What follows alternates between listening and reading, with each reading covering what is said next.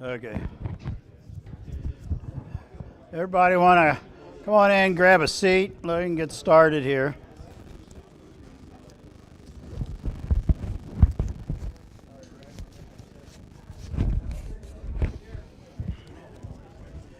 Hey, Joe.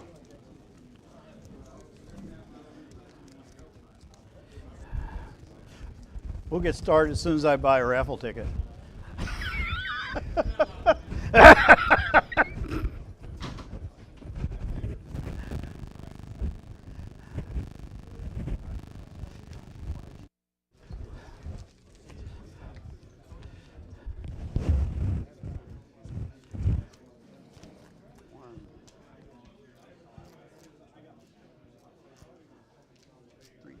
There you go.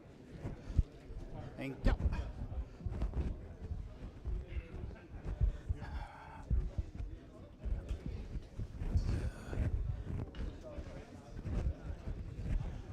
Oh. All right, now we can get started. Welcome, everybody.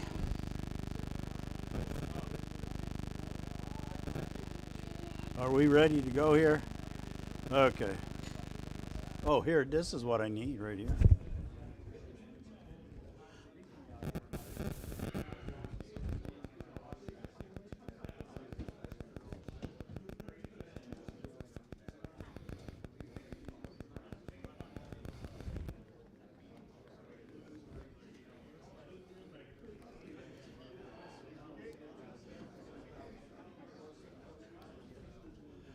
Turn it off and turn it back on. Let's see if it works. There we go.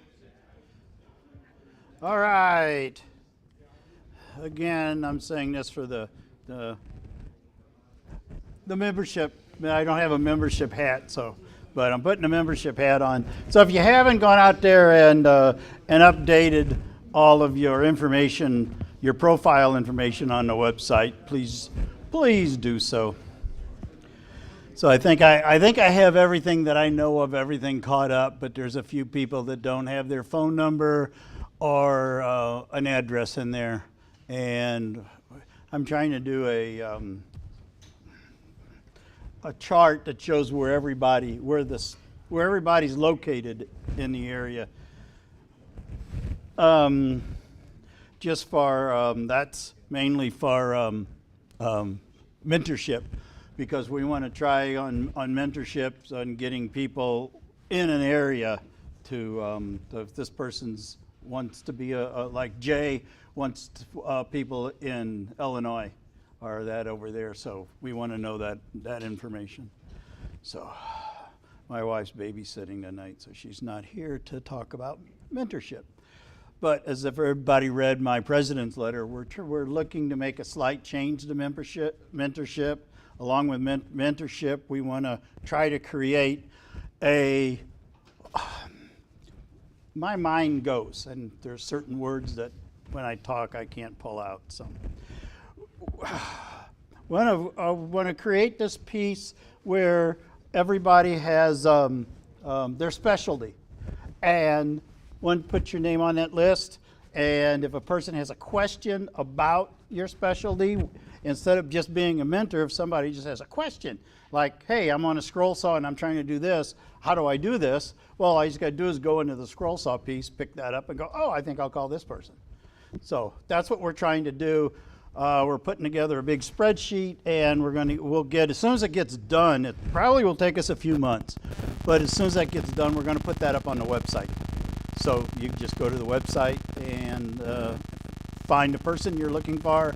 Some of the things we've come up with, if you have any suggestions, let me know, but we've come up with finishing. In finishing, it stains, table saw, bandsaw, scroll saw, router, and we're coming up with all of the big equipment. Yes. Oh, it is? Oh, okay. Okay. There, is that any better? So that's what we're looking.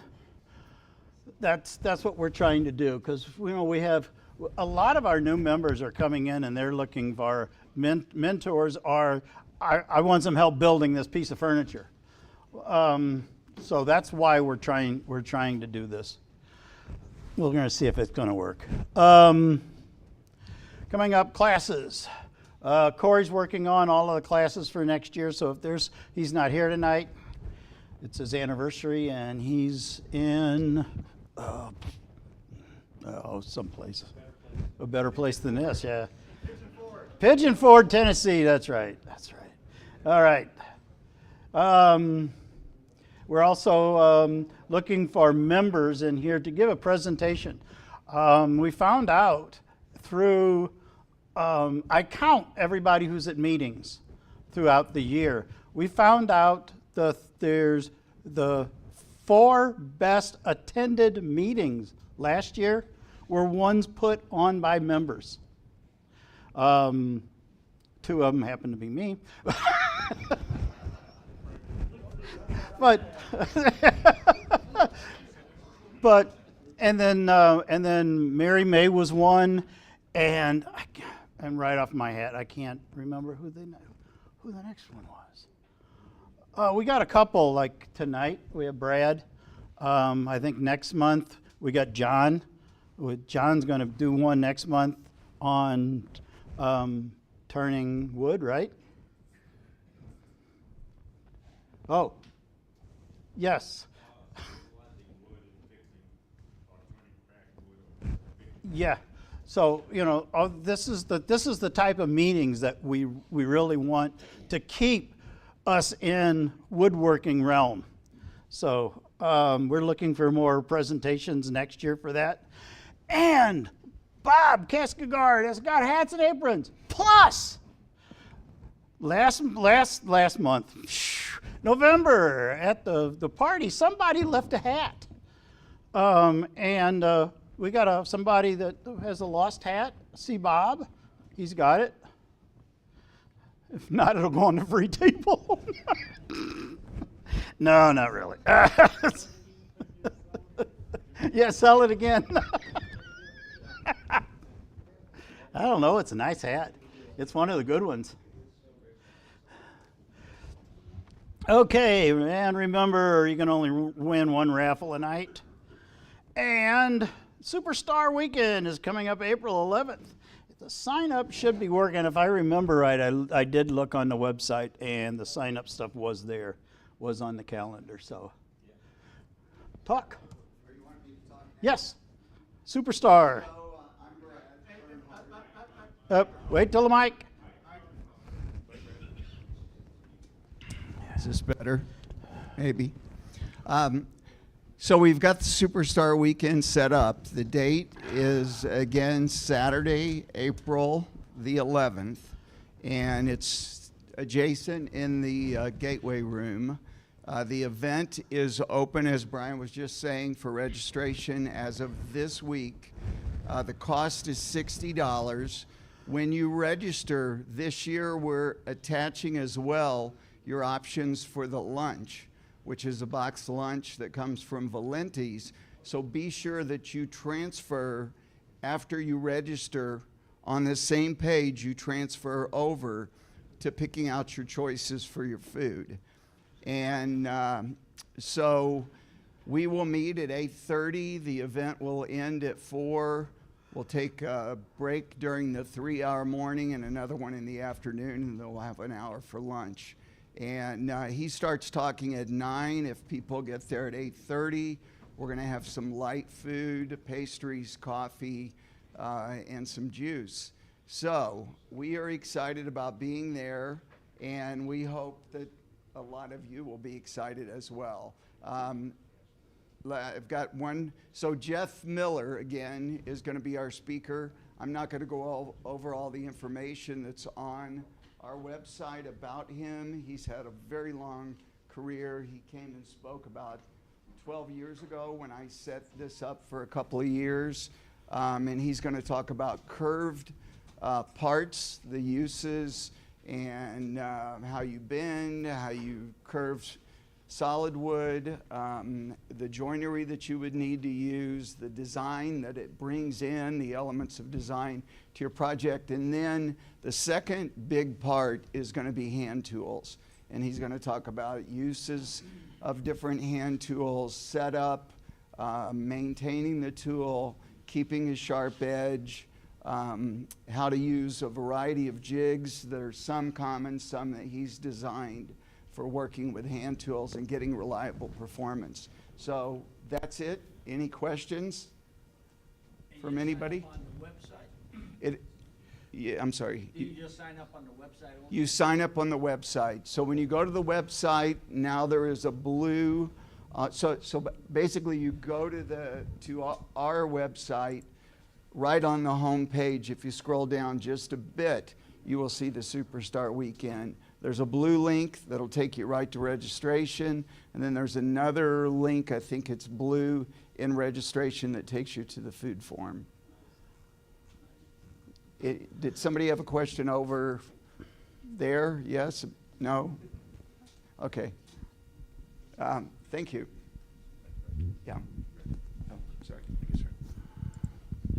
All right. Okay, and we're looking for somebody who is kind of good at doing internet sales on of stuff. We've got some old equipment that is still good that we tried to sell and we're not having much luck doing it. So the board last week said, well, let's look for somebody in our guild who is good at internet sales that would like to take on and sell some stuff for us. So if you're interested in that, talk to anybody that, it's got a red thing on, or see me. And we'll get you, we'll tell you what we got to sell. Brian, Yes. on that topic, Yes. We posted the sander, the drum sander, the mortise machine, and the lathe that we just replaced. And by the way, the jet lathe is now up and running. All right. It does have a dedicated outlet that needs to be used because it will trip the other outlets if you put it on there. And it does have a braking system, and we think that's probably what's tripping it because it's changing the frequencies and such. But it's good to let that slow down before you try to reverse it. Don't just try to reverse it as it's going one direction. Don't just flip it to the other direction. Let it come down slowly, and then you can reverse it. But that is up and running at this point. And again, it does take a dedicated outlet for it. So I labeled the outlet lathe that it needs to be plugged into. And the cord will not reach the other outlet, or I'm going to make sure it won't reach the other outlet shortly to help with that regard. But of the three things that we had for sale, two are gone. All we have left is the lathe. Okay? Oh, wow. The sander the guy picked up on Monday or Tuesday, whatever it was posted, and we just sold the other one this evening, and it will be picked up Saturday. All right. The mortise machine. So we have the lathe left. That's the What only about piece of the, equipment left. Didn't we have 4 things? I guess, okay. Just 3? Okay. Just 3. Okay. I mean, yeah, we have 3. Okay. We have a couple other little things that have accumulated, but they're not like a little sander or something. But Oh, okay. that's All right. not the issue. Thank you. Thank you. Okay, so it doesn't look like we're looking for somebody to sell those items. Well, that's good. It's out of the Parks way too. This just came in the mail, and Joe gave it to me if anybody's interested in it. It's a book of designs of intarsia for scroll sawing. I guess I'll pass this around. The lady says if we want, we can. She'll send us some more copies of this. And she said for anybody who doesn't order, there's a 20% discount on the first order. So I looked through it. There's some really, really neat patterns in here for doing intarsia. So that's kind of neat. Here, I'll set this down here and pass it around if anybody's interested in it. Okay, next up is visitors and our new members. I know we have at least one visitor tonight. And stand on up, wait for a microphone, and introduce yourself. All right.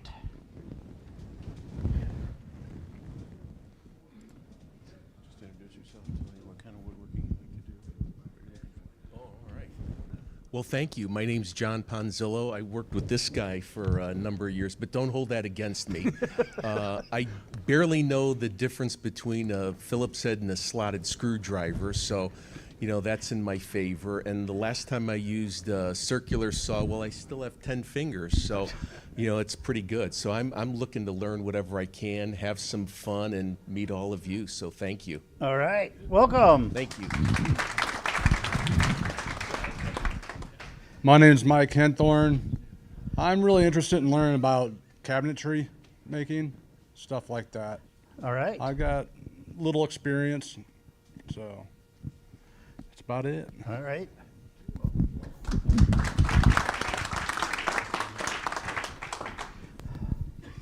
My name's Dave Lewis, recently retired and was always involved in construction industry, building homes and things like that, but I never did do anything with the fine woodworking and wanted to take a look at some of that, making some things. I've got 10 grandsons, so I'm trying to make some things that possibly could be, heirloom type things. So anyway, All right. thanks. Welcome. My name is Matt. I've been woodworking for about 10 years, picked it up as a hobby when my daughter was born, and it's just something that I really, really love doing.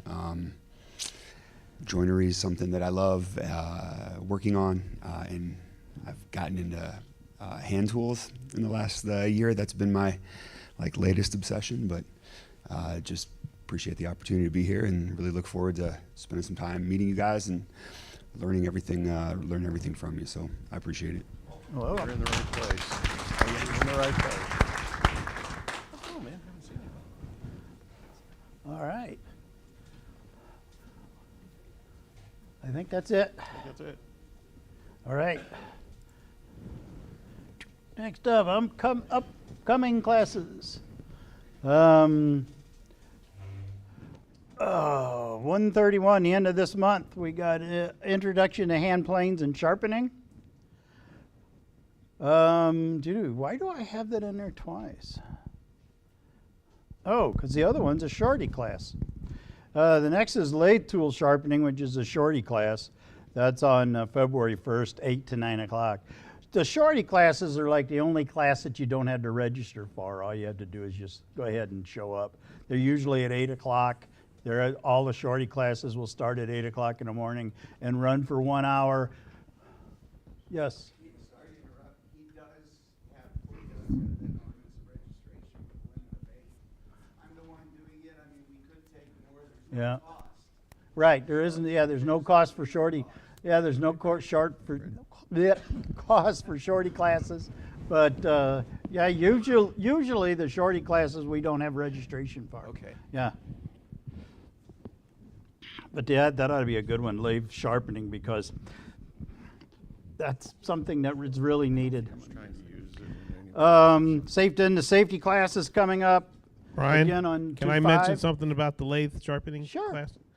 We do have a sharpening system for the lathe tools Right. in the shop, and so this would be a good opportunity for members to learn how to utilize that appropriately. Yes. And efficiently. Okay? Yes. All right. Yes. I'll And just put a plug in for that. Yeah, that's what you're going to use, right, Brad? Yes, I'm going to steal his mic. I just today made a great handout too, so that may be available to people who don't show, but for sure the people that do show are going to get a lot of informational content in an hour. And we're going to go through all of the main tools that you'd use doing both end grain and bowl turning, if we can achieve that in an hour. All right. And then the end of February, we're going to have an intro bowl turning with green wood. And it looks like that's an all-day class. So you can register for all of this stuff on the webpage. And we're going to have an open shop on Monday. I'm going to be the monitor there, so come by and keep me company. Usually I get like 1 or 2 people show up, so come on out and keep me company. And then we have another open shop day on the next month on February 16th is going to be our next Monday open house. I don't know who is that. I thought that might have been Jay, but I don't know. I don't think so. Oh, yeah, the shop is open normal shop times, 10 to 2. Yep. All right. At the top, we had a work day scheduled for tomorrow, but we're going to cancel it due to a few things and not enough work, probably the temperature, not enough people signed up. So we're going to wait till we get some more wood and have more for people to do. Then the next upcoming, yeah, that was canceled for tomorrow. Yeah, so it's not on for tomorrow. Oh, and we already talked about this. Somehow the thing got moved to a different position, but we already talked about the Superstar Weekend. This is Jeff and his curved furniture. That looks like this one's going to be pretty neat, too. Yeah. Okay, community outreach. So far this year, we've delivered toys delivered so far, not this year, is 1,822 toys. Since conception, it's over almost 95,000. So, Bob, how many do we collect tonight? Here it comes.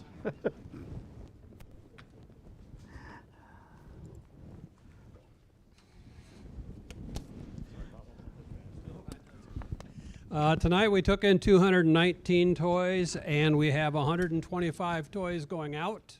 Oh, wow. That's 25 to the USO and 100 to the Crisis Nursery up in Wentzville.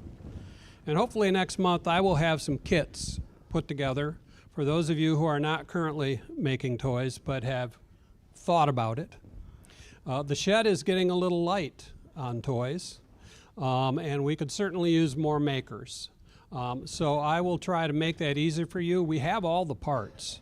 We have dowels, we have wheels, we have the little things that go on top. We have everything, and it's a great way to use up scrap lumber you might have lying around, softwood, pine, and the like.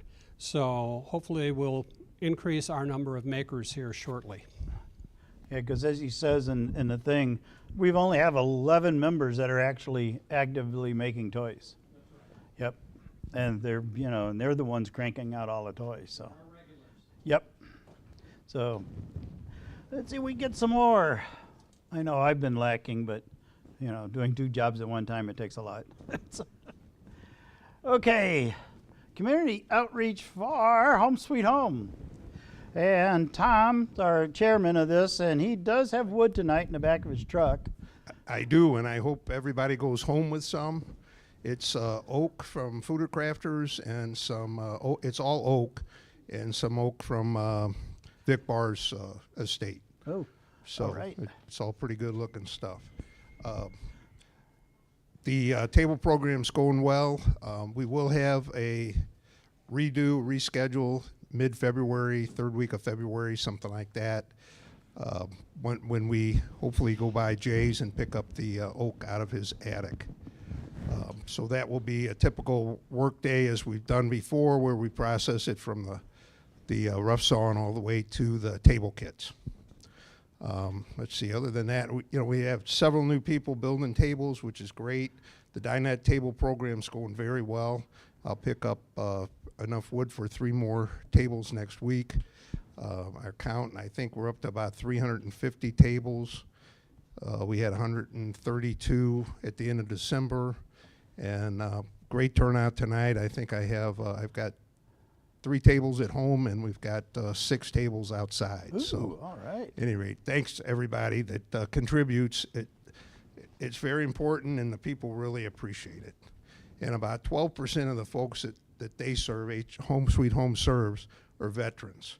So, we're touching pretty much everybody, in the area and contributing to, all the different categories. So it's a good thing, and look forward to, keeping it going. Keeping it going.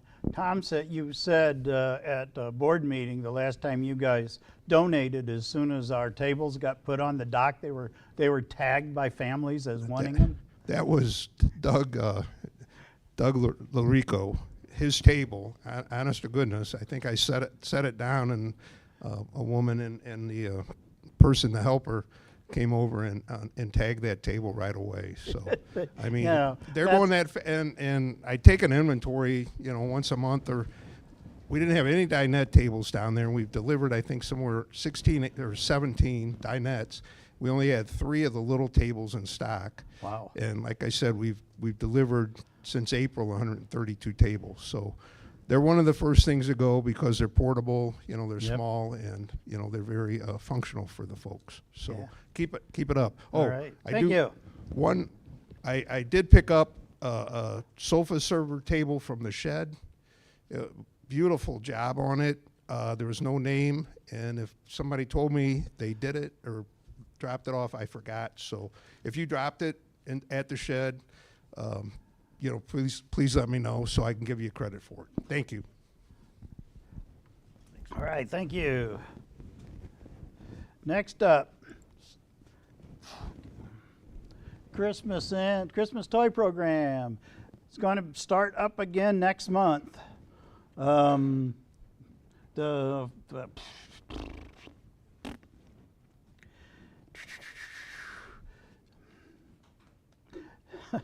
Jeez, Wayne, first and third Fridays, right? Yep, first and third Fridays. First and third Fridays. Starting next month. We've already we've set a goal of 1,800 toys again for this next year, and we got 100 in inventory so far. And just wanted to point out that since the conception of this program, we've had somewhere in the vicinity of 7,000 toys that we've donated at Christmas time.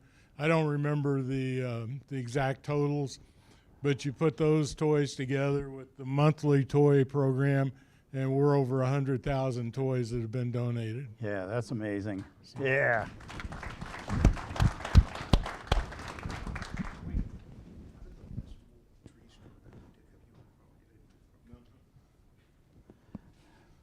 Okay, next up, Q&A.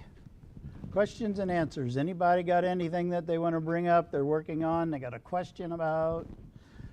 There we go. Jerry. I got a secondhand planer. It's been working fine. I've been doing a lot of oak and walnut.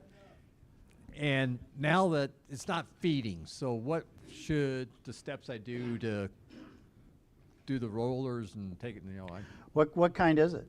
I believe it's a Delta. Delta? My Delta, when it stops feeding like that, I clean the in-feed roller with naphtha.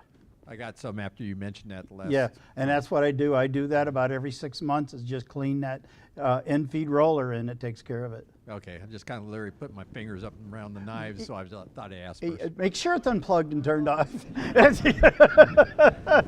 Now, Jerry, for my planer, I do the same thing. I clean those rollers, but I use rubbing alcohol, and it takes it off. And I'm always afraid I don't want to soften that roller too much.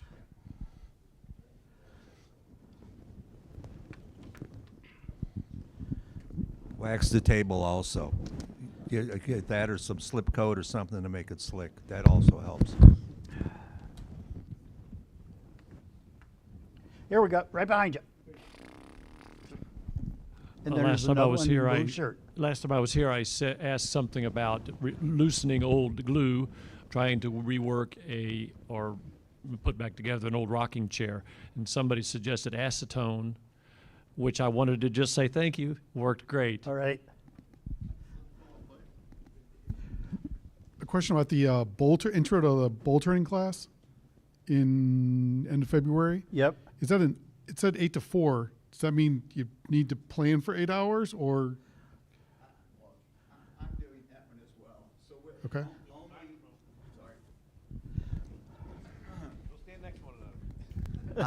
I normally don't talk this much, I promise. Well, maybe I'm lying. We're only going to have 4 students do it. We start with a green log and chainsaw it into a blank, and it will be somewhat wet wood, and we'll bring it in and do a green turning. And there'll be probably an hour, maybe even plus, of seeing a bunch of tools that you use and discussion of how you hold wood to a lathe, yada yada. And then you guys will get there'll be 2 participants to each of our 2 lathes. And so it's going to be more learning how that process is done. You may leave with a sealed green bowl to dry. I've taught this class a few different times. And there's a lot to do. And some people have come to my shop after it's dried over 3 to 6 months and done their dry turning, which is the finished turning. So all of that will make sense if you decide you want to come to the class. It starts at 8 and it ends at 4. And we would take a short lunch break. And When the registration's open, because the website now says bookings closed. it should now say, I went over that with Todd, our IT person, today, because I looked and both of those for me showed closed, both the lathe tool shorty, which you don't have to register for apparently, but the way it was set up, it is to register. But for sure for this one, because if there's enough interest, that in the past has sometimes filled up very quickly. So so 2 of you. Well then, get with me tonight after I talk and give me your name so I can, if it was closed for you, you will be 2 of the 4. Great, thank you. Sure. Yeah, the answer to that question, if it's closed, make sure you're logged in. Right. As a member. If you're not logged in as a member, you can't take classes if you're not a member. So log in, and then you'll get your booking that way. So just be mindful of that when you're registering for classes. Yeah, I'm looking it up. I'm looking it up right now.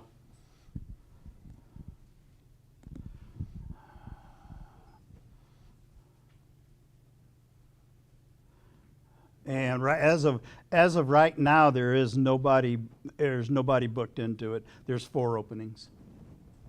So, but yeah, that's the biggest thing that I've come across on people that have said, well, it's closed. And I went, are you logged in? Yeah. Okay, all right. Any other questions or answers or? All right, that's good. Next up. Oh, if you got a show and tell up here, now's the time to come on up.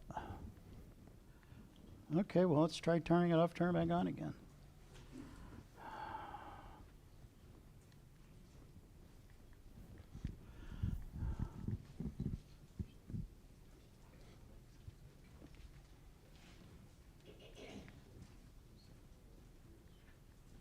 There we go.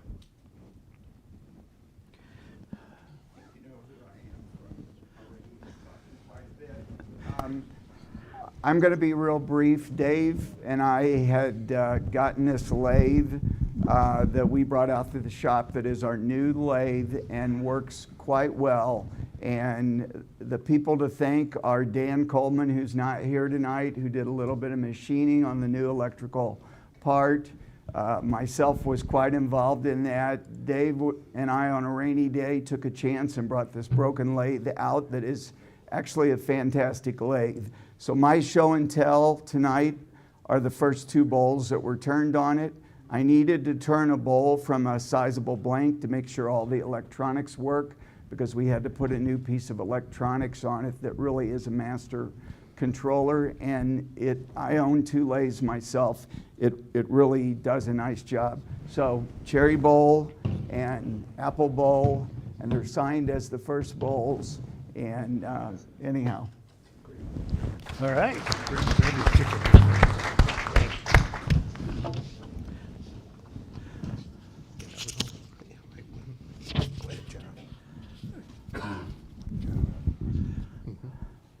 John Markeel, and back in my younger days, I was an avid kayaker, and I built my own cedar strip tandem that's about 23 feet long, 75 pounds, a little hard to bring it in here under my arm.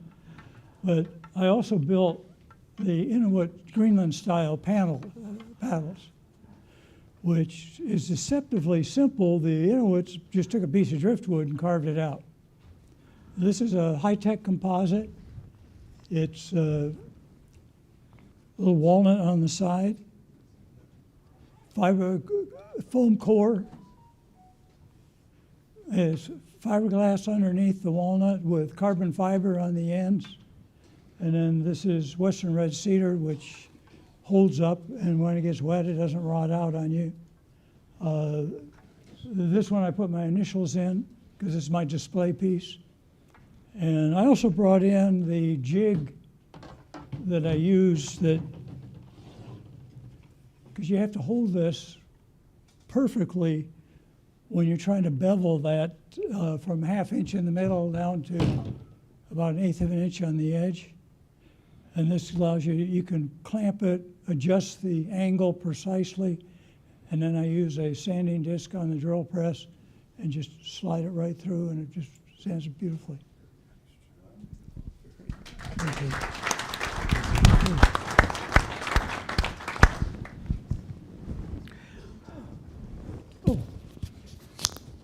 Hello. Anyhow, this was a piece of English walnut that I turned with a little epoxy to fill in some defects in it. But that was the English walnut. And this one was a piece of camphor that I brought back from Florida. You can still smell the camphor in the middle of it. All right.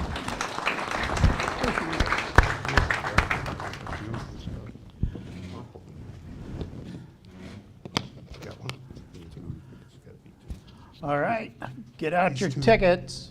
It's raffle time.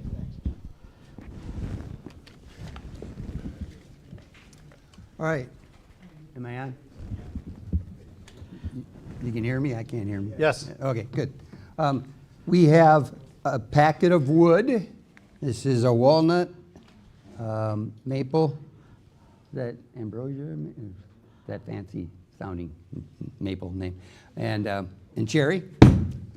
And a member donated this is a perfect circle guide for plunge routers. He's had for a while. And said, why not donate it? Because it wasn't getting used by him. So that was good. Also, some other member donations. This is I was going to say, yeah, they call it a 90-degree pocket hole driver. So for a little drill. So very nice, Craig. And then this is a sharpening guide, chisel, as well as a depth gauge. These go together. And we also have two $50 gift cards, one from Beaver and one from Nornburns.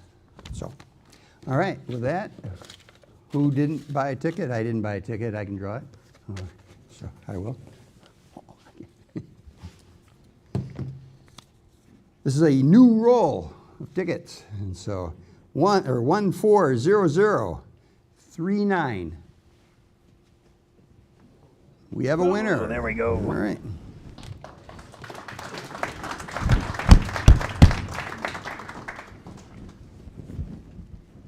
What can I interest you in? The wood. All right, you can just leave it there if you want. Okay. You get to draw the next one. By the way, I forgot to mention you can only win once a night. And so, thanks, Mark. Last three digits 024. All right, John.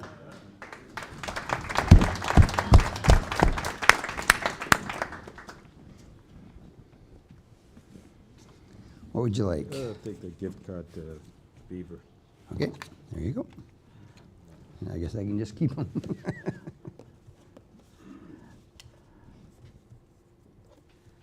Thank you. Last three digits, 081. Woo! That's me. That you? That's me. Okay. Trust but verify. 081. All right, good. Ner- What would you like? Nuremberg's. What'd you say, Yeah. Nuremberg's? Yeah, Okay, Nuremberg's. there you go. And here you go. Yep. Who wants me to draw their number? Oh, those two are stuck together. We can't have that. There we go. 110.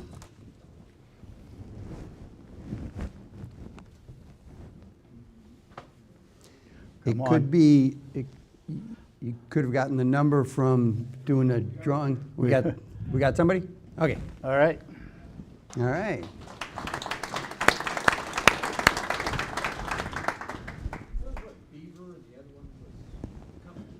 Norrenburns? Oh, so Norrenburns is off of Tesson Ferry. What's better directions? Just It's like just Tesson one- Ferry and music, right around there. So what's left is It is one of a these- hardware store, lumber one of these three company. They have really good prices on a lot of All right. exotic woods. All right, and Plus, they got a lot of draw? shorts. But if there's anything hardware, they're going to have it. Plus, a great big lumber yard in the back. And what's nice about them, even if you want a 4-foot piece of cherry, you just go, hey, I want a 4-foot piece of cherry. They'll cut it for you and only charge you for that. I Yeah. didn't know that. By the way, you guys remember I brought in a board a long time ago and asking everybody what it was? They have it there. It's bloodwood. So, right. Last three digits, 107. Might be the same right next door. Right next to 'em. Sorry.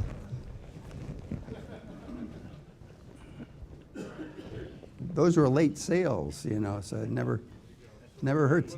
One of these two items right there. Either Well, I just those bought the two. new cat's maw sharpening jig. So Okay, I don't so need you're that. good there? So you, Jig it is. all righty. And we're going to draw. Okay, yeah, Last yeah. item. Okay. Thank you. 102. Oh, all right.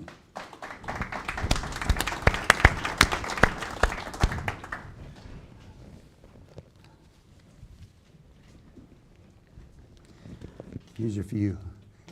There you go. All right, I'm done. All right. Thank you, Joe. All right, now working with small parts, it's Brad up again.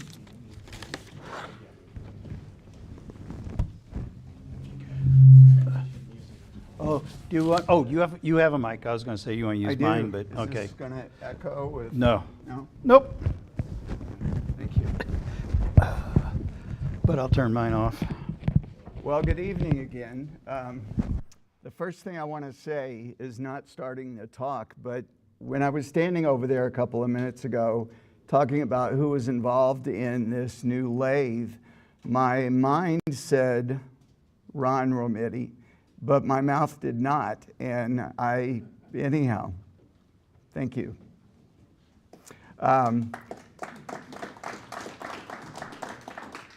So our topic tonight is woodworking with small parts. The gentleman that's interested in cabinetry, there will be machines that you'll use in cabinetry that we're talking about, even though we're going to be limited to trying to think a little bit small-ish with some of the setup and safety issues. Next slide. Or do I have a clicker? The side arrow? Yes. So the overview of what we're going to talk about, we're going to focus mainly on 5 stationary machines. I'm going to talk a little bit about the table saw, the band saw, the router table, and the lathe, and then the planer joiner. And specifically, I'm going to be talking about what we need to be thinking through when we're working relatively small. what some of the jigs that we need to use, the safety devices, where we need to set the blade, what can happen potentially if things don't go well. I'm going to talk about alignment issues with how to put pieces together and get them to stay where you want them to stay. I'm going to very briefly bring adhesive options into this, and then I'm going to also touch just a bit on finishing. This actually, let's see here. I think I skipped over that slide. So this is what I'm talking about with small parts. And these are some of the concepts also that we're going to be talking about. This is a picture, and I started doing veneering work. That picture has a beveled plywood frame, and then it's got an outer hardwood maple strip and another strip on the inside, and then that's rabbeted for the picture to fit in. So I'm going to talk about how you cut miters in small parts like this, how you use splines to register pieces. I'm going to introduce some of those power tools in some of the things that I've built to get a better result with some of these techniques. I'm going to talk about at the router table how to make a lift like you see on the front that lifts the top of that lid. That is an African blackwood lift. There are also, which you can't see well, are little lathe turn feet on the bottom. I'm going to talk about producing those. Similarly, those top finial type pieces on the boxes, the turn boxes at the right hand, were also something that some of what I'm going to discuss would apply to. So some of these parts that are in these three pictures you're going to see again in what we're going to talk about. So the first power tool, the table saw, I'm going to introduce a couple of sleds for doing miters, and you're going to get a lot better results by using sleds at your table saw that are properly made than what you're going to get off of a miter chop saw, unless maybe you have a very expensive Capex Festool that is really set up to perform. This book, we had Doug Stowe come. He was our superstar in 2019. I don't have any rock star or athletic signatures, but I did get Doug to sign the inside of my book. So I don't want that book sets up here tonight. And so Doug gave a great talk, gave us a lot to think about. I would suggest buying that book if you're interested in building some of these jigs and making jewelry box style woodworking. There's a lot of good content in there, and basically every jig that I'm going to talk about tonight is actually in that book. We're going to talk about feather boards and what those do to support our work and keep our hands away from cutting surfaces. Push sticks. I'm going to talk just a brief bit about a riving knife or splitter to keep the kerf that you make when you push through a table saw open so it doesn't collapse and catch the blade and cause a potentially serious kickback. And then we're going to talk about a proper fitting throat plate and some of the adjustments that you may or may not know about, but are important when you're doing small part work, because you're running your part across the fence, and the insert is basically what is supporting the bottom of your work when you're near your blade. So that really needs to be adjusted well. This is a miter sled for a little bit wider parts. The distance between my fence, which is near to you, and the blocks that are holding those toggles up is a little over 3 inches. I think it was about a 3 1/4 distance. For jewelry boxes, for the walls that go around a jewelry box, that size is perfect. I have another sled, and that also is in Doug's book. This sled is for even smaller parts. I end up using this for the frames like I showed, or the capping that goes around jewelry boxes like that small box in the right lower corner. I had to double stick tape some additional wood over that because I own a saw stop and I taught a jewelry box class out at our wood shop, and I had mentioned this before, and the runners were set up for the distance to the blade on my saw stop, which actually was close to bought by when I sat on the board and was twisting to get us to buy a saw stop. And I took it out there and pushed it through, and it was off probably at least a 64th. So my zero clearance, where I can line up boards and know that's exactly where I'm cutting, because the blade I use with that, I have about 5 blades that I use at my table saw, but I write on these jigs what blade I'm using if I want to keep it zero clearance, so that I use that same blade. So basically I could not use that anymore for alignment, and that really aggravated me, so I double stuck and reran the blade across it to specifically get that back. And I was surprised, but everybody should know that when you use the exact same saw that you own, you may end up with a potential difference in some of the machining.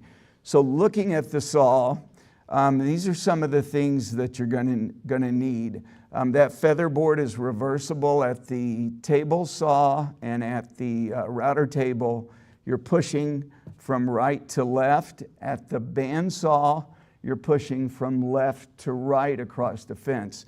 So those magnetic ones are reversible. I use that a lot, but at your router table, if you're over the aluminum plate that covers the throat, or you're over that plastic type plate or too close to it with the front magnetic, it will not stick. So I also have, and I'm going to show that with how I make veneer, a double stacked feather board that gets me 3 inches up, and it's got a miter track that runs that's metal, and so that's what I use when that becomes a problem with a small part. I will put that in and use it as a feather board.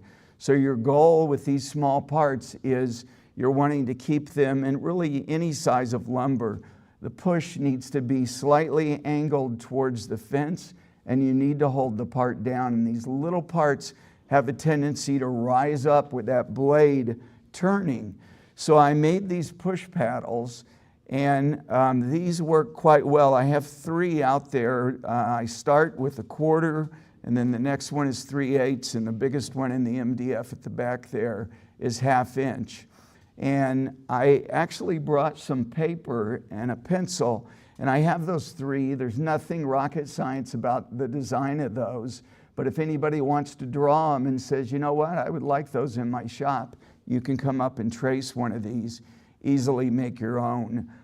So what I do, depending on the distance between the blade and the fence, is I will use that paddle, and I'm following Mark Adams' safety recommendation and what we teach during the safety class, which is to use special consideration with any board less than 12 inches long and narrower or as narrow as 3 inches. So a lot of these pieces, when I veneer them and I go to trim each side to make them exactly what I want, I'm dealing with a board that maybe is 1 inch, or it may be 3/4 of an inch that I'm making frames or parts that go in jewelry boxes.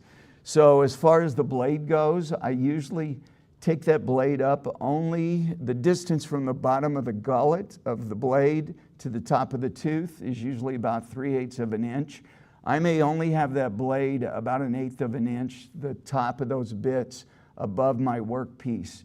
So if you ended up having a problem, that is greatly going to reduce your chance for an injury. The safety saw, you also obviously have the breaking capacity, but in Mark Adams' safety video that we teach, he talks about having a laceration versus an amputation. Table saw is a big place where those kind of injuries occur, and if you keep that blade height just barely above the wood, you do have a higher chance of a kickback because more teeth are in contact with the wood. But these types of paddles will help you keep pressure and keep that small part down against the table. You can angle and have a little bit of push force towards the blade. Your riving knife will help keep the kerf open behind, and you should get a good consistent cut if you do that. The feather board helps keep it coming in tight, and these push paddles. And also you can adjust those grippers, and I'm going to show that gripper at the top right with the platform on it. I use that as a table saw occasionally. It has a hook that you can use on the back that also helps push, but I greatly like these push paddles. So that is a typical setup. It's hard to see the Allen keys down in the bottom right next to the fence, but getting back to the throat plate, the throat plate has 4 little Allens on it in the corners. And if you do not have that throat plate up level with the table, the cast iron table, and you're pushing a small piece across, and as I said, your push is going right across that throat plate. When you get to the back side, you're gonna, if it's too low, you're gonna hit that cast iron table, and you're either gonna have to know to immediately stop your cut, and you can take your knee and pop that paddle off and then adjust, or you can push stuff through before you ever begin those cuts. And so I taught a safety class a couple of months ago, and Dave taught me how to do the safety class with him. And so we push a wide piece through where you can do it by hand. I often still use a featherboard with that. And then we push a narrow piece. And so I was pushing a narrow piece through. I had the blade down. I talked about some of this. I did not check the throat plate. And not only was the throat plate weakened because somehow it had broken in the back, so it wasn't clipped down firmly, but it also was setting too low, and my piece hit that I was pushing through teaching safety class. So I kicked the thing off. But so those are the kind of things that I want you to take away from the talk tonight to try to think through, and that's what I'm going to try to go over with several of these machines. So basically, the other thing I did is I added some sticky tape hooks, and at the bottom of my saw, I keep those, and I keep a push stick. And I'm going to say in a minute that at one point I only had one of those small push sticks made, and I have a slide that'll remind us how much time we spend looking for things if we don't have them in the right places. So this is me pushing. What I've done here is I've tapered a piece of high-grade plywood to make a decorative tapered frame, which I think looks better than a level frame. And I do framing with a lot of my marquetry pieces, and I will mention one over here that I brought tonight. I brought some in before. But what I'm doing is the frame has been veneered on the back and on the top. The top is the yellow below the push pad, and it's beveled. And I leave them slightly oversized, and then I want to clean all of them up because usually I have 4 of them to make a full frame, and I want them all to be the same thickness. So I end up pushing them through in that tight area, and that is probably the 3/8 push pad that I made. And again, I'm able to keep that down and up against the fence for the reasons that I've already mentioned. This one is me actually doing a buried cut. It's hard to see down in the bottom, and I have some of these pieces up here. I could pass around while I'm talking, but you can see on the yellow beveled piece where the spline sticks off down here at the bottom, and so that is holding the outside hardboard cap against plywood and then a 1/16 inch solid veneer on the top and on the bottom, and then I've got another piece of mahogany that's rabbited in this application. So what I'm showing is I'm cutting a blind, I'm cutting a groove for my spline to fit in, and I cut that same groove at the same time with the same distance set up, and I always reference off the back. And I am cutting that, and this is a setup block I made, and these splines that I put in are typically, or always, 3/16 of an inch, and they need to be 1/8 of an inch thick. And so I'm setting this up because one goes in the top piece and one goes in my plywood piece. I'm setting it up at 3/32, and I make my splines slightly under 3/16 so they fit. And that really helps with alignment, glue up, making it really simple to get a good fit with this stuff. And that's after I've prepared all of these beveled pieces that are becoming my frame at the same time to the same thickness at the table saw. And I am embarrassed to say that when I taught a jewelry class, I actually, because I was using rock maple that was out of a 100-year-old piano that had been given to me, and it was super solid wood, I was pushing that through way closer than 3 inches from the blade. It was a buried cut, and I was using it at my saw stop that would break. But that's not a good safety practice to get in. And that's part of what forced me to come back and make these push sticks and rethink this. So I think all of us, when we're doing things in our shop, and a lot of us probably don't have a saw stop, need to be mindful of what are the risks that I'm entertaining when I'm doing this, and how can I mitigate those. And so again, back to that 12-inch, 3-inch rule, trying to keep your hands away from turning blades, whether they're router bits, table saws, band saw blades. This is my comment about push sticks. So I made about 6 or 8 of them, and now I have them hanging from all of my tools. So going over to the bandsaw, that's not a very pretty slide, and I hadn't looked at these for about a month, and when I looked at them today, I thought, why did I pick that slide?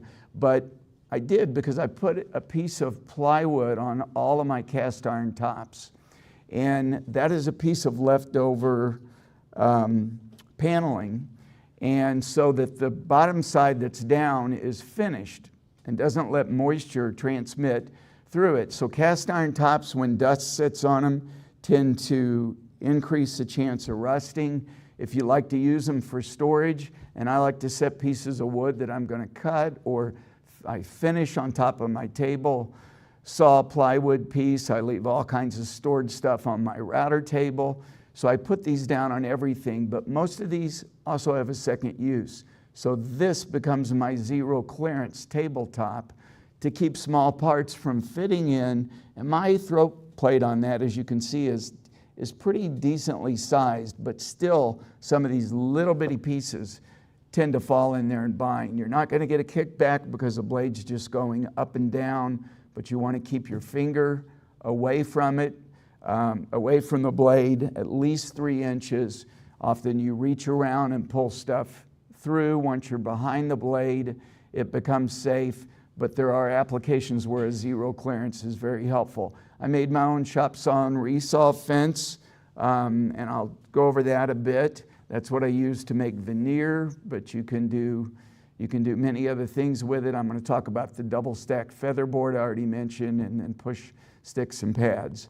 So this is my clamping on my bandsaw, my 14-inch bandsaw, and I have used that a number of times, and that's a nice flat piece of plywood. And so often I'll have all kinds of stuff, as I said, stacked up on top of that. This is a resaw fence. The rail on the back, you need to use high quality wood, and by that I mean wood that's not going to potentially move as much. That's got quarter sawn grain and a little bit of rift down at the bottom. It's a hard piece of hard maple, 3/4 inch. So that's 4 inches. I've got an 8-inch tall fence that's from high grade plywood. I attach that through T-bolt, and you can buy a T-bolt cutting bit for your router table. To make that, you machine the first part of that on a table saw, and then you spread out for the top of the T with that bit at your router table. But the way that attaches to my cleat, you can see some tape hanging down at the bottom, and I use tape as a shim. And so if my tabletop sits at 90 degrees perfect to my blade, I want that fence to be as close to 90 degrees as well. And so I put a square on these things, and I sometimes have to shim to cant that over a bit. And that's what I'm doing there, is running tape all across the bottom to give just a slight shim. So this is a setup. It's notched in the back because actually if you don't have your fence go beyond a 1/2 inch or maybe an inch past the blade, which is here, what it does is, as you open that wood and you've got forces in there that are opening up, it allows that room to escape the cut, and you can still easier keep the force against the fence. So my goal when I prep this wood is to have for cutting veneer 2 parallel sides and a flat bottom that's 90 degrees. Sometimes I'll make the top flat so both edges are square in case I flip the board over as I'm doing it. But I really want to get as close to a perfect cut. The cut I use for my veneers is a heavy 3/32, and I want to get as much of my material able to use. Sometimes I'm using just little blocks of exotic wood. The bottom of that fence, which is only about 4 inches, that's the plywood part, well, it's notched. I will leave that exposed just about a 1/2 inch if I'm cutting smaller pieces, although really the expansion of the wood as it comes out is most important with the big pieces. That double stacked feather board, I had to flip it because again, I'm pushing left to right instead of the usual right to left at your router and table saw. Those are available at Rocker. At Rockler, they have a directional arrow. There is none on the side I flipped it to, but it seems to work perfectly fine. Flipped over, I can convert it to a single. So if I've got to push something up against and I can't use the magnet on my quick magnet, I'll end up using this as either a single feather board or in this application a double. I built a brace because when I'm pushing against that fence, the blade end of the fence, if I'm using much force, and I mean you're not putting all of your weight into it, but you definitely want to keep pressure, tends to deflect. And when you're working with tight tolerances like I am trying to do, then that brace makes a huge difference. I tend to put 3 pieces of tape on the end of the brace here to keep it at 3/32. And then if I'm using wood that I can't get as good of a cut on and I need a little bit wider material to end up with the veneer size that I want to use, then I will take a couple pieces of that tape off. That becomes my registration point. My splines are also 3/32, so I push those through there too when I make them. So I probably have cut at least a couple hundred veneers since I started doing handsaw and marquetry 2 years ago, and it's only been in the last 6 months that I started using that brace. So a lot of this stuff kind of evolves as you continue to do stuff and you think about what can I do to get to be more efficient if you're working with tolerances that you want to be fairly exact with. So any questions about that setup in particular? I have a video that's about a minute. So my wife was my producer, director, cinematographer, and you will see my tiny hand and smallish wrist in this video, and I will show you exactly how I push a piece of wood across to try to get a good, clean veneer.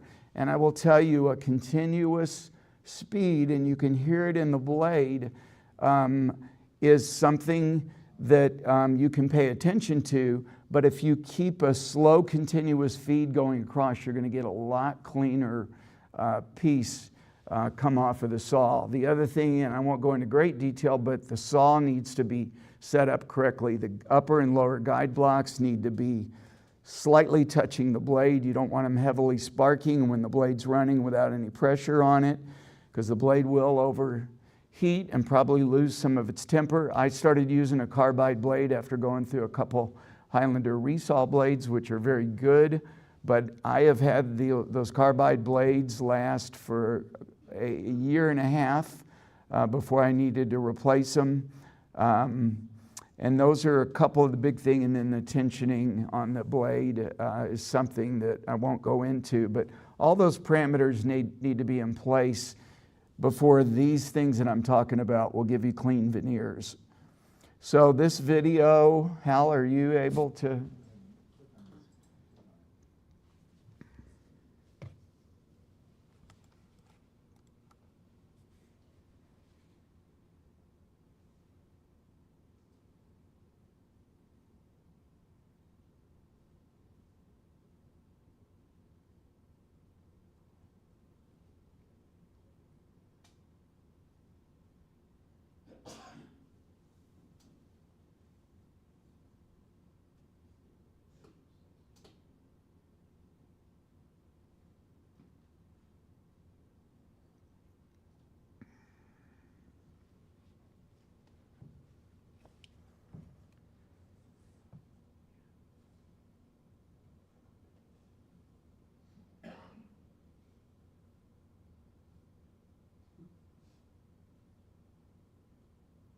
How often do you clean your shop?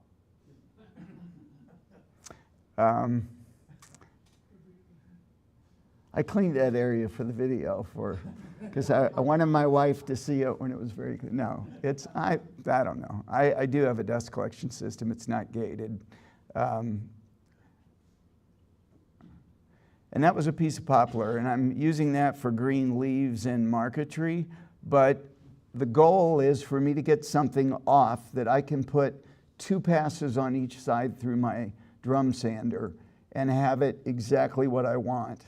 And the other goal is I don't want to go back to my joiner and planer and have to run that wood through for the next cut every time. And that's what I was doing in the beginning.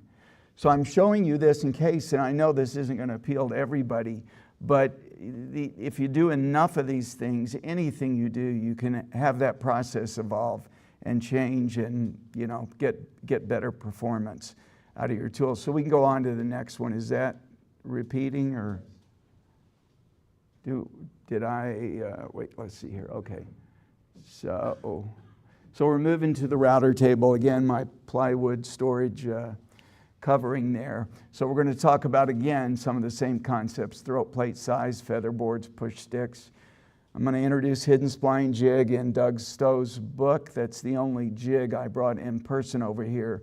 And the box lifts, that's what raises the lid that I'd showed you. I do make most of those on the router table. So this is in your fence.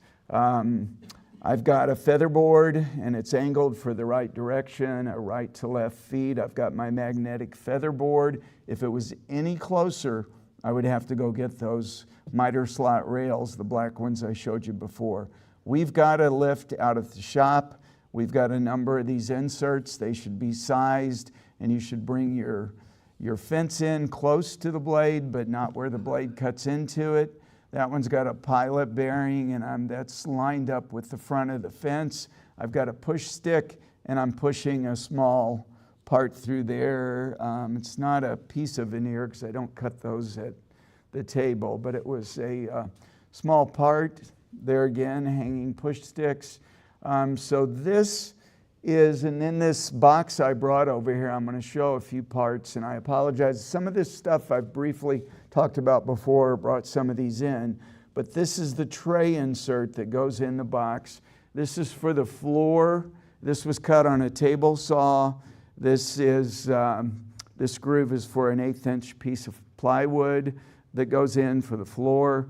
I pre-seal those or finish them with shellac before they ever go in. I do the same to this. This was slotted for a divider. And what I'm going to show you is how to use this hidden spline jig to make easy wrapping the sides of this box so these miters stay together. So basically, this jig right here is this, and very simple. And this back edge is riding against my fence. And I have set the distance up for where this straight cut, that's an 1/8 inch straight cut router bit. Those are white side bits that I greatly like. This is my gauge for what type of table saw or bit that I'm getting these splines to fit in. So this spline is fit for my white side bit, and I'm going to be having it travel and not come out either of these sides across this miter. And then I will use CA glue and hold it in on one side, so when I wrap this thing together and glue it, I can just tape these edges, lightly clamp them, and be done. So that's basically what I'm showing there, and then I will show in the next slide how it looks with these miters put in. So in order to place them at the right place, I will draw a mark on here where I want my bit to start and stop. I will lay this down on the bit. It's only got to come up 3/32 of an inch, and I will push it across. And I will measure out on my plate here exactly where both sides of that bit are with lines, and so then I know where I'm starting and stopping. And so this is the end result. These were pre-finished with shellac. I'll talk briefly about that. and then I use tape to hold them together. This box lifts, I usually batch make those. That's a piece of African blackwood. You can buy little pieces of it cheaply in these off-cut bins, like up at Woodcraft is mostly where I've bought this. I will machine it down to the maximal thickness I need. This doesn't show very well, but I will use a straight cut bit and cut out where this tenon part is going to be. This is 2 lifts, 2 sides, and I will rip this once I'm done, and my tenons will be here, and this will be the machine part, and then I will cut them off to make whatever width I want. So out of a piece like that, that's probably 4 inches, which is a safer size to work with, I'll probably make 8 of those lifts. And so there's a number of steps. I end up on the machining part rounding over, so I use a round over bit here, and then where this is concave, I have 2 core box bits, and I will run this over those bits. If I was trying to do just one piece, it wouldn't be as safe.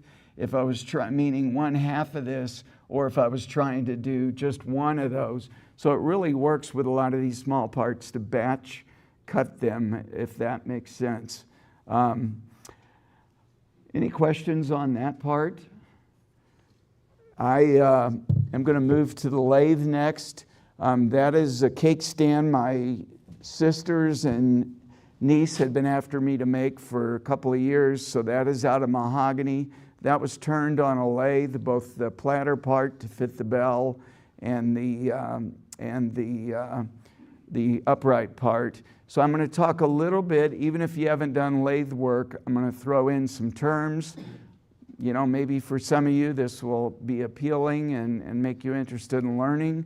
I'm going to talk a bit about the jaws that hold, spigot jaws. I'm going to talk a little bit about crown center, the tailstock part, and then I use the lathe to make those little feet I showed you on the first box, and I usually make a bunch of them. So I have 2 bags over here of 2 sizes, and there's about 20 in each of the bags, and it's much easier to make them that way.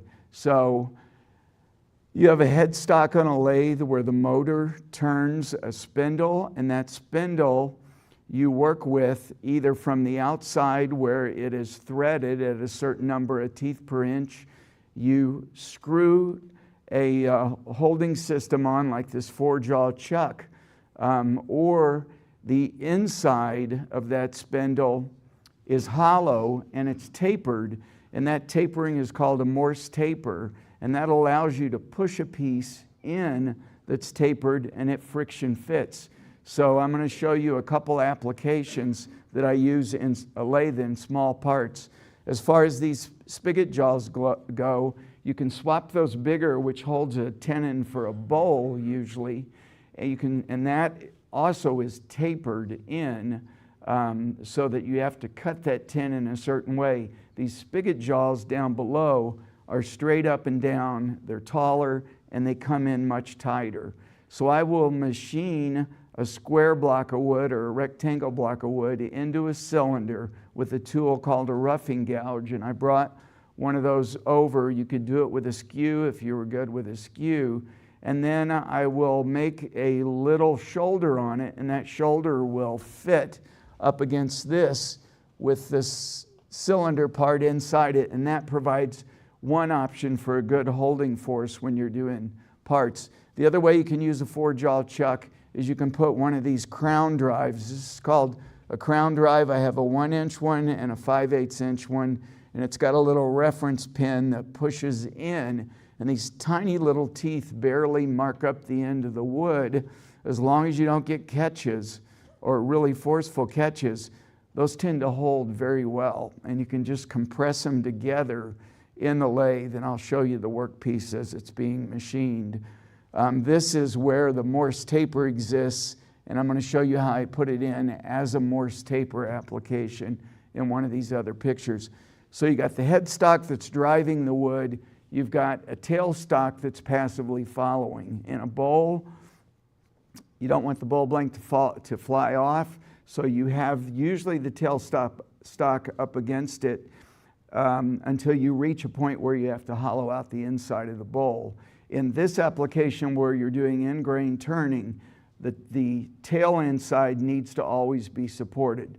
So these pieces of wood are always between the motor end, which is the headstock with a spindle, and the tailstock that I've pulled up for support. This is called a live center on the tailstock, and that turns.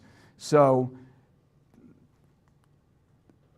this is what I was talking about doing batch production of these feet that I have in a bag. I have that 5/8 inch. That's called a crown drive center. And you can somewhat see the taper on that.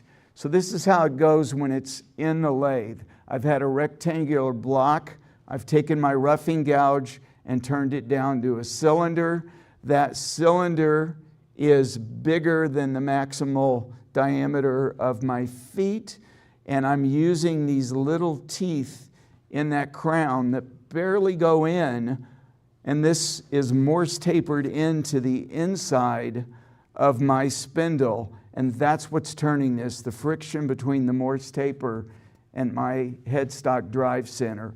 My tail end is passively following, and I'm taking tools different than you use in a bowl turning application to make these fine cuts. And I'm making them with, I'm marking out where they go, so all these feet are the same. And I'm using a little bit of distance between them so I can cut them. And then I'm using a skew and a round over, what's called a spindle gouge, to make these curves.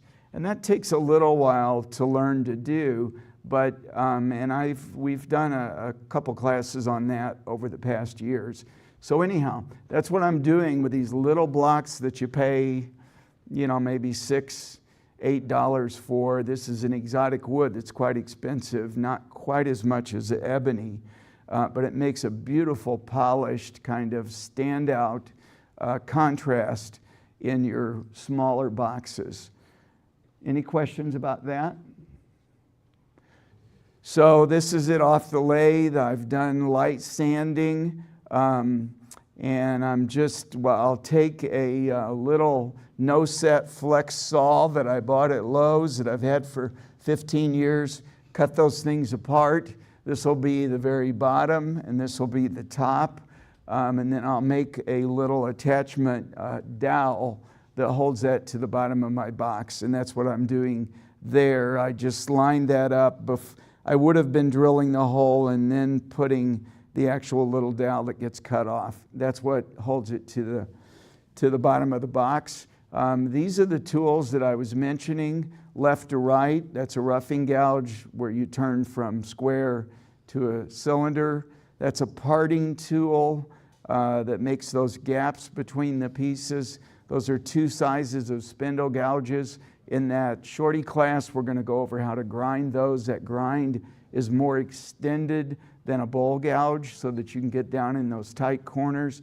That is a skew chisel. You can really get down deeply with that. There's a lot of things you can do with a skew chisel in the way of doing end grain work, but those take a huge amount of skill to do all of the finest things that you can do with a skew chisel. And those are very time consuming to sharpen because you cannot sharpen those on the grinder system. They have to be sharpened with typical sharpening blocks like you would like you would sharpen your plane blades. So we're over to the planer joiner now. So basically, again, you need to really be thinking about your 12-inch. What do I do with things that are smaller than that? You've got some thickness sizes that you want to be careful running them through your planer and over your joiner, and I've got those specified. And then I'm going to talk a bit about how I push that veneered, tapered sled through. Actually, it's a plywood taper that I'm making, and then I veneer the top of the taper. And I'll show that. I like to use these big push sticks, and I built one of those and took it out to the shop.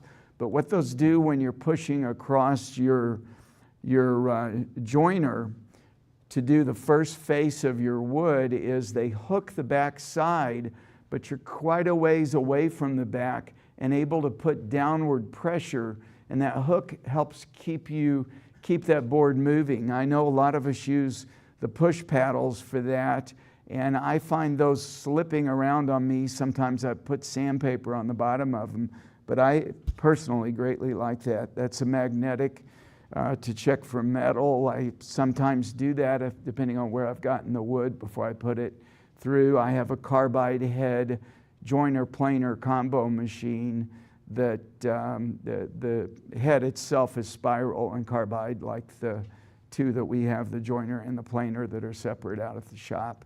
And I've got my plywood. So this is my smaller part for thinner stuff, less than 3/8 of an inch.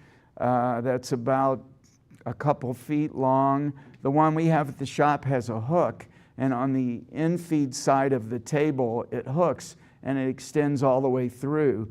Mine is flat on the bottom, and I'm actually pushing that through.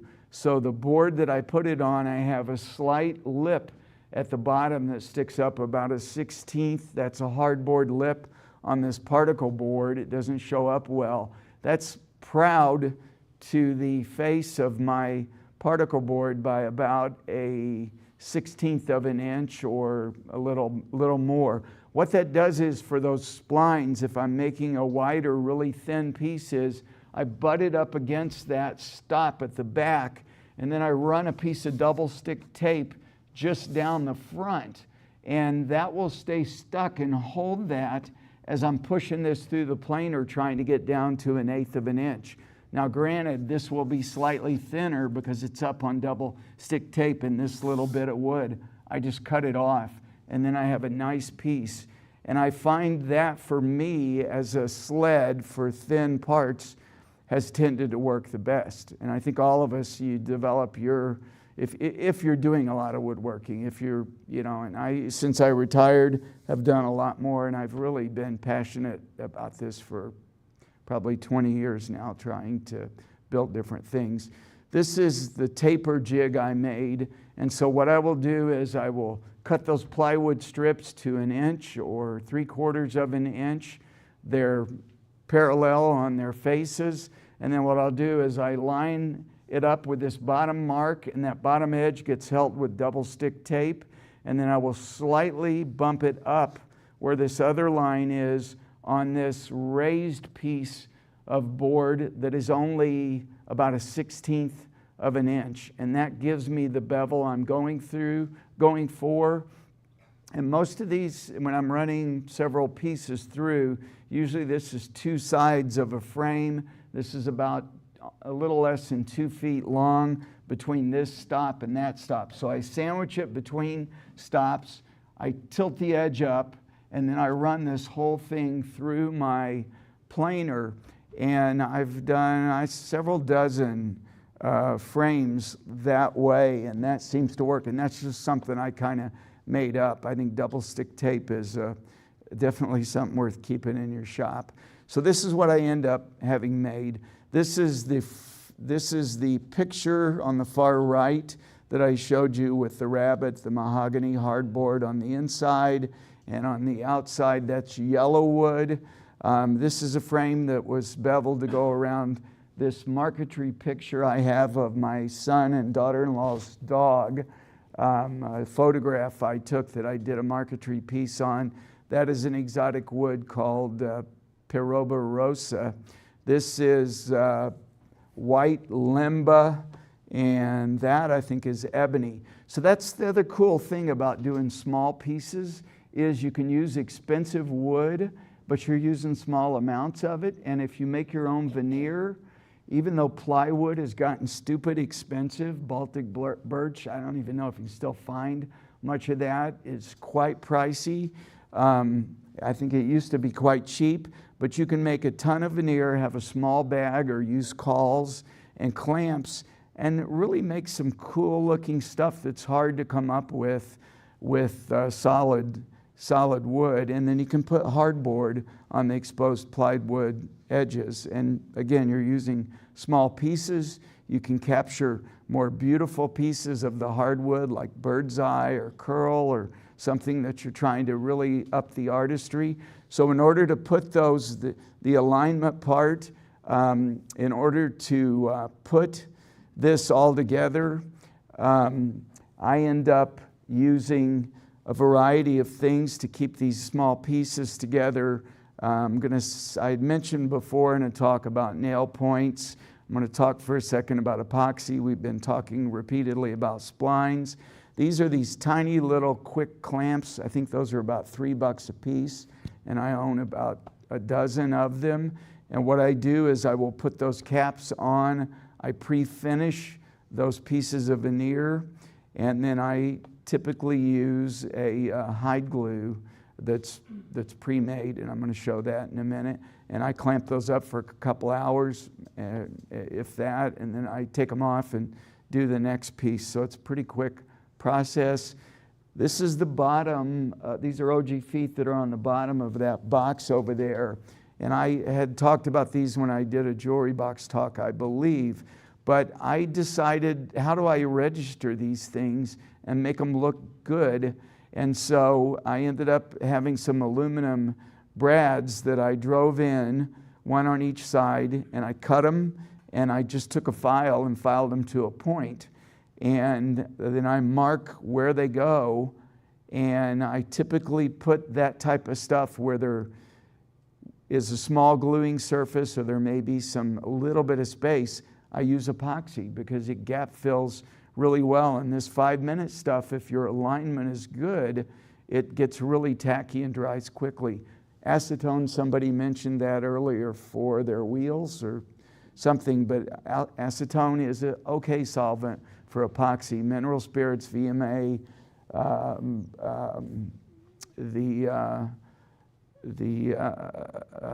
alcohol, denatured alcohol. I use shellac all the time, and that wasn't coming to my head. So I put that there for that reason. As long as it's not rock hard, it will help dissolve. So I've got 5-minute epoxy there. I've got registration marks. This is the bottom of a jewelry box.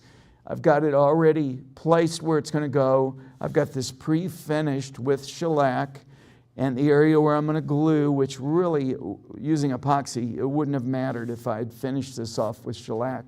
The epoxy would stick nicely. I have it numbered so I don't lose where the 4 legs go because those brads are in different places.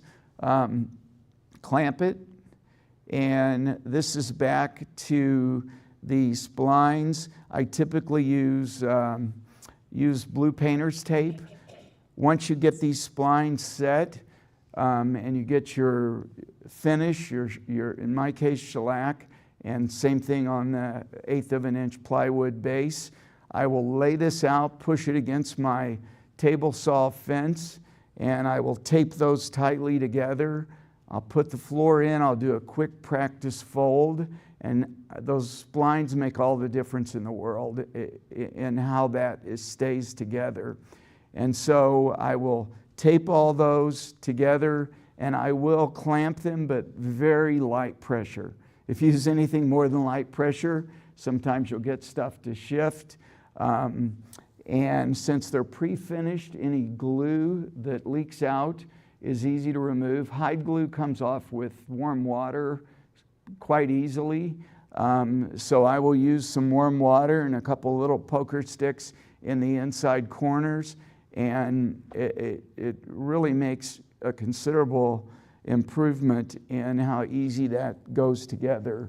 And so that one in particular is the tray that's inside a box like that. I do the same thing with the wider walls that are a little under 3 inches in those boxes.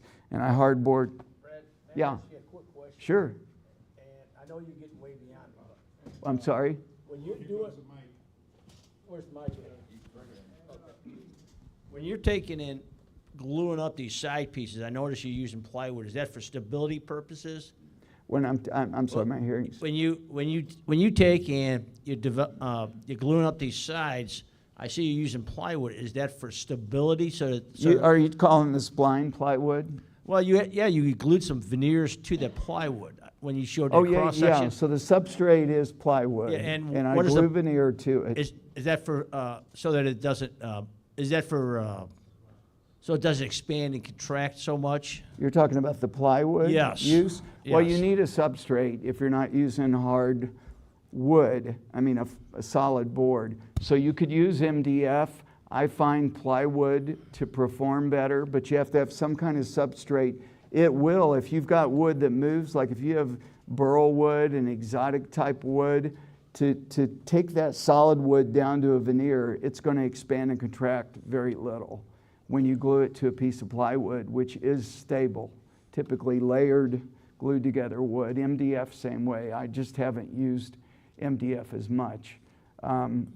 But does that?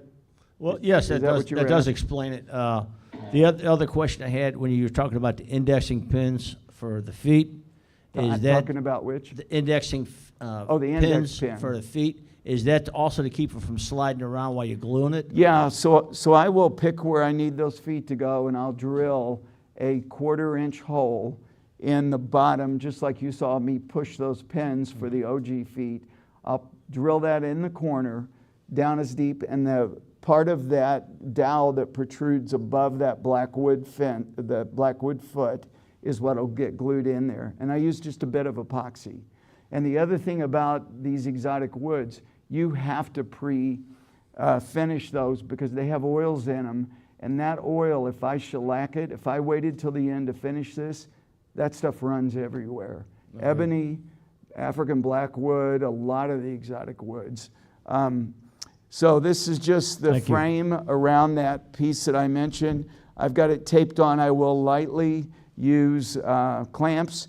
The miters are off of that jig that I replaced when I lost my zero tolerance.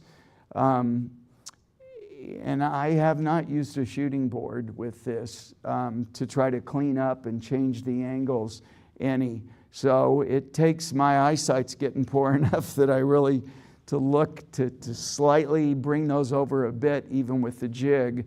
But I've done about 25 pictures now with frames like that. I've probably done at least a dozen jewelry boxes. These are the two glues that I like to use. I've used Old Brown and the Type Bond. You can put them down in hot and warm water like a Kool-Aid pitcher and let them set for 5 minutes, and they get to a very nice consistency, and they start getting tacky when you pour them out pretty quickly. But your open time with those is, I don't know, you might have 8 to 10 minutes. Type Bond Extend I use for veneering. If I was using thin veneers that were a 32nd, a 40th, a 60th that were commercially made, you would have to use a different type of glue because of the bleed through. But I'm basically putting a piece of hardwood that's a 1/16 of an inch thick when it's finished on top of this plywood.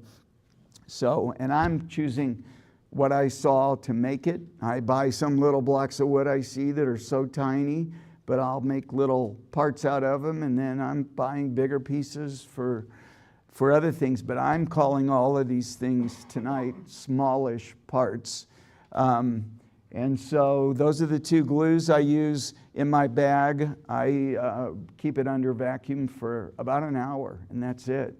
And I take it out. I put some tape when I put it in. I roll the glue on. You only glue the substrate. You don't glue your veneer. And it goes on. You flip it over. You always put a backer veneer so that they move the same. So my finishing thoughts are, and I'll be done in just a couple seconds here. Consider less sanding and more card scraping. We did a class on card scraping. Use a block plane when you can. Line your vise jaws with cork, glued to plywood inserts. Finish as many parts as possible for assembly.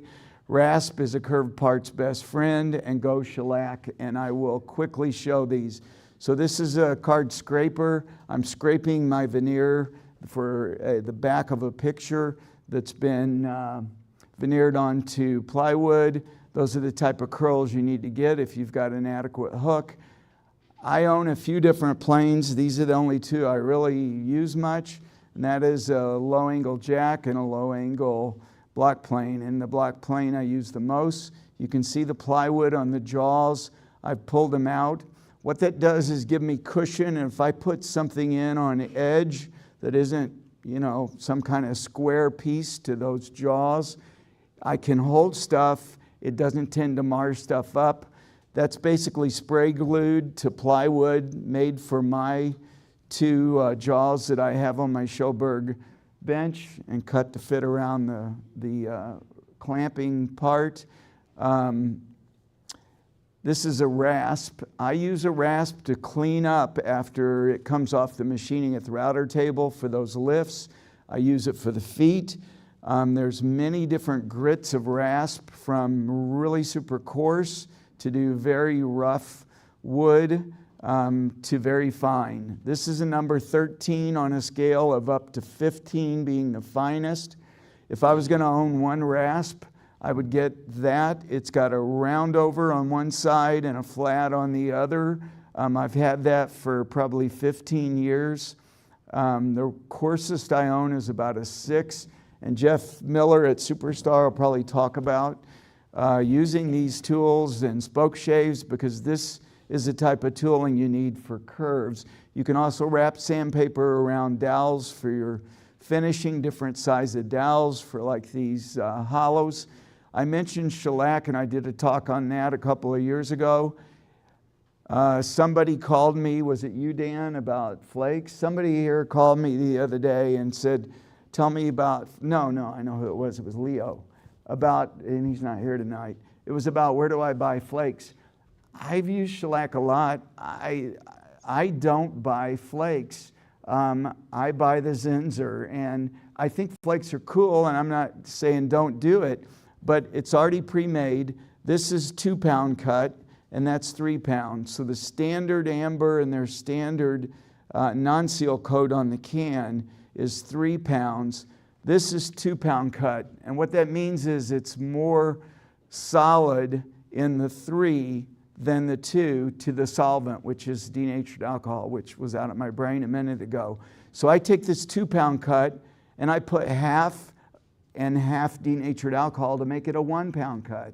And I stick it in some yogurt containers, and the denatured alcohol won't dissolve plastic, and I put a big Dannon yogurt lid on it, and I label it, and it'll stay in there for a couple of months. And I use it, and you just mix it up a little bit. That stuff smells great. If you use it inside your basement, house, whatever, it's not going to stink up your house. It doesn't have all those VOCs that you get with some of the oil and varnish type finishes. So it smells great. It dries super quick. I mean, I can put a coat on and go through several pieces, and by the time I'm done, I'm going back, and it's not been 10 minutes. I would say within 5 minutes, you can touch it. There is a big learning curve to keep it from being too tacky and from getting globby, and it's all in the speed. I tend to brush mine on. I've tried French polish. That brush I've had for probably 10 years. That's a Golden Teclon brush from Hobby Lobby, an inch wide. The other cool thing is, even if you try to clean them out and the shellac still dries in that brush, I stick it in denatured alcohol and leave it in there for a couple minutes. It becomes like new. The ferrule on that brush is getting kind of a little wobbly, so I'm probably going to have to replace it soon. So I keep a couple rinses, and there's my de-waxed 1-pound cut, and that was my mixing cup. And how long did I talk? I swore I was going to be quicker, but I'm sorry. Didn't you say 30 minutes? I was rolling, sorry. So I know this sounds, and I'm kind of an OCD person, obviously. There's several of us in here, Dan, me, I can name more. So, I mean, you don't at any point have to do woodworking to this degree. I don't know why this just captured my imagination years ago, and my grandpa was a carpenter. I used to watch him use hand tools when I was a kid, And my dad was a do-it-yourselfer, even though he never built any furniture, and he was kind of sloppy with stuff. But this is things that you could think about and apply them to other projects, bits and pieces of this. And if not, this gives you some understanding of the torture I put myself through. So any questions? Sorry. Very good talk. Thank you. Could you mention or talk a few words about your resaw blade? Yeah. So I have a 14-inch bandsaw, and they're sized by the total distance around.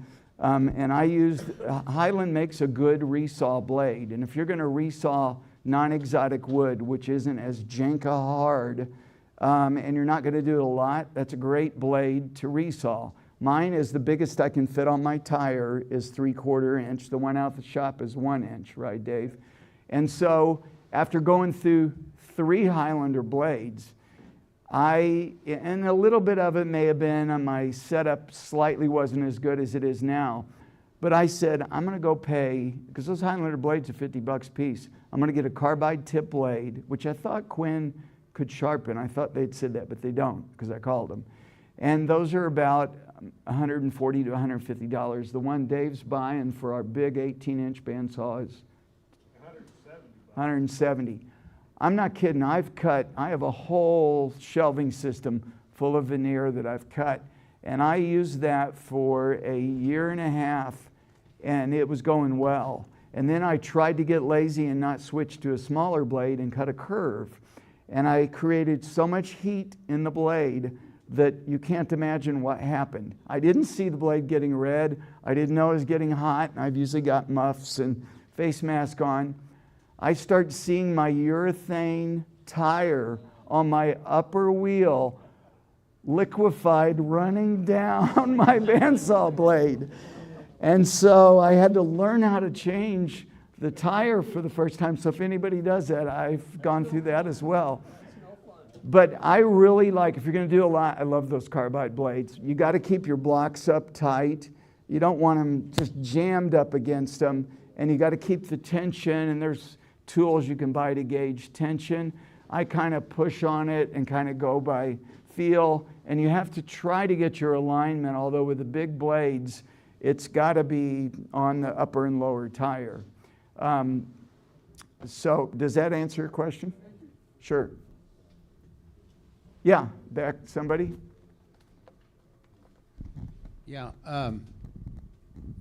on the shellac, I think the reason a lot of people go to flakes is because you can get a wide variety of colors from garnet to, crystal clear, and it'll keep in the flake indefinitely. Yeah. And you mix it like the night before. I went to a workshop with Bob Flexner one time. We did fringe polishing on Saturday, but we mixed it on Friday night. Yeah. So it was really good and dissolved. And the stuff you're using out of the can, it will go bad in the can. I mean, not like in a week. Yeah. But I always date mine when I get it. Yeah. And if you're sealing the bottom of from like a countertop or something, you can put it on there. It doesn't matter. But that's when it starts getting lumpy. Yeah. And I did the same thing for those just utility sealing jobs. I would use those throwaway chip brushes and either throw them away or set them aside. And next time, like you said, just start soaking them ahead of time. And you lose a few, brush. The hair starts coming out of it after a while, but you can. Shellac that's the good thing about it. You don't have to spend a lot of money on solvent for cleaning. Anyway, thank you. That's my thoughts on the shellac.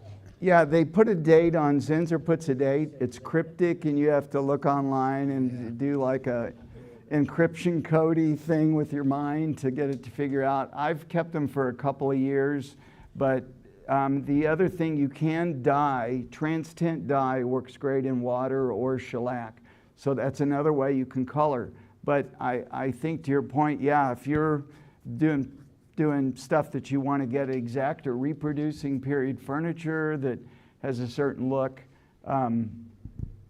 I also, when used to do cabinets, and you get somebody that's got a beautiful kitchen, but they want one more cabinet colored the same. I never guarantee. I'm like, okay, I'm going to take a shot. I'm just going to tell you, here's what we can do. Try to get the base color of the tint that's like in oak and the deep grain. If you can get that matched, the upper you can do in the finish. But I would seal it with shellac instead of sand sealer. Sand sealer is pretty much clear. Yeah. Shellac, I'd thin it way down to like a 1 pound cut. And then I'd put one coat on and look at it. Okay.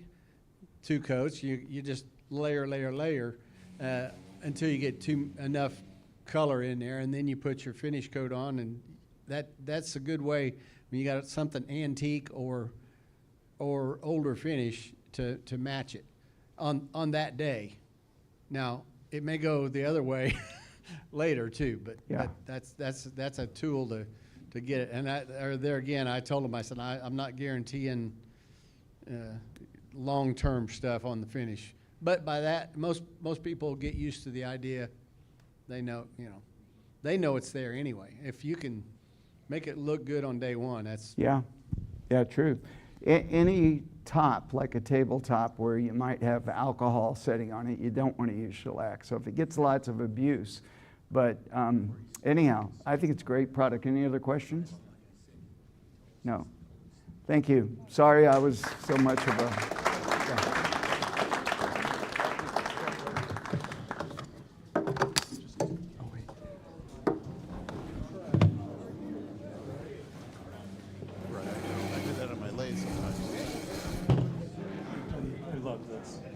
Yeah, do you have one of these? Yes. Yeah. I use it. I use it. Is it exactly the same one? Yeah. I Yeah. can either take it apart, put it together. I'm always doing everything. I go, Yeah. I want to buy another one. Yeah. Yeah, I like them. Yeah. Yeah, I don't know if we have a double out at the Guild. I don't think we do. Maybe we can commission Dave to get us one.